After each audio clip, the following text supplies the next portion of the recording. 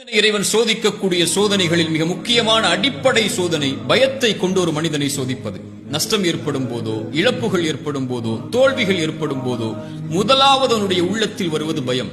அந்த பயத்தை எதிர்கொள்ள முடியாமல் தான் அவன் பாவங்களை நோக்கி சென்று ஏதாவது ஒரு வழியில் தப்பிக்க வேண்டும் என்று முயன்று அவன் தன்னை நஷ்டத்தில் ஆட்படுத்திக் கொள்கிறான். மீண்டும் இறைத்தூதர் ஸல்லல்லாஹு அலைஹி வஸல்லம் சொன்னார்கள், ஷைத்தான் 3 வழிகளில் இறை நம்பிக்கை கொண்டவனை பயமுறுத்துவான். இறை மார்க்கத்தை ஏற்றுக்கொள்ளும் போது வந்து சொல்லுவான், தந்தையின் மார்க்கத்தை விட்டு முன்னோர்களின் வழியை விட்டு செல்கிறாய் என்று பயமுறுத்துவான். இறைவனுடைய வழியில் இறைவனை வணங்கக்கூடிய மக்கள் இருக்கக்கூடிய ஊரை நோக்கி ஹிஜ்ரத்தை மேற்கொள்ளும் போது வந்து சொல்லுவான், உன் ஊரை விட்டு செல்வத்தை விட்டு பிரிந்து செல்கிறாயா என்று பயமுறுத்துவான். 3வது இறைவழியில் போராடச் செல்லும் போது வந்து சொல்லுவான், இதில் உயிரிழப்புகள் ஏற்படும், உன் மனைவியை பிரியக்கூடிய நிலை ஏற்படும் என்று பயமுறுத்துவான்.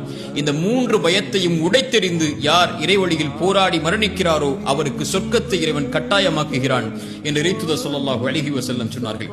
சோதனைகளின் போது, கஷ்டங்களின் போது, இருள்களின் போது ஏற்படக்கூடிய பயம்தான் ஒரு மனிதனை நிலை தடுமாறச் செய்கிறது.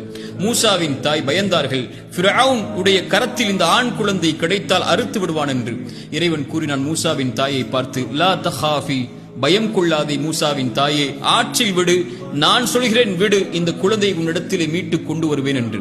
எந்த ஃபிரௌனுடைய கரத்தில் கிடைத்தால் அறுத்து விடுவான் என்று பயந்தார்களோ அதே ஃபிரௌனுடைய கரத்தாலேயே மூசாவின் தாய்க்கு அந்த குழந்தையை கொடுக்க செய்தான் இறைவன். இல்லையா?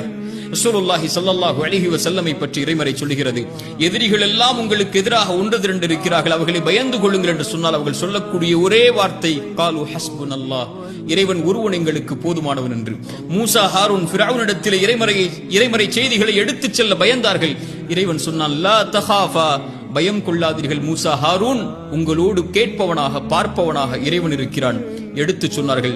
ஆனால் ஒன்றை மறந்து விடாதீர்கள், அதுதான் நம்முடைய வாழ்வில் ஏற்படக்கூடிய பயத்திற்கும் மருந்து.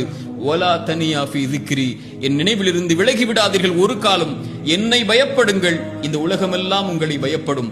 என்னை பயப்படாமல் உலக காரியங்களையும் வஸ்துக்களையும் எதிர்காலத்தையும் நஷ்டங்களையும் இழப்புகளையும் பயந்து கொண்டிருந்தால், என்னை மறந்து விட்டால் உங்களுடைய வாழ்வு முழுக்க இருளாலேயே சூடப்படும். இறைவனை பயப்படுபவர்களுக்கு எல்லா வழிகளும் எளிதாகும், இறைவனை மறப்பவர்களுக்கு எல்லா வழிகளும் இறுக்கமாகும்.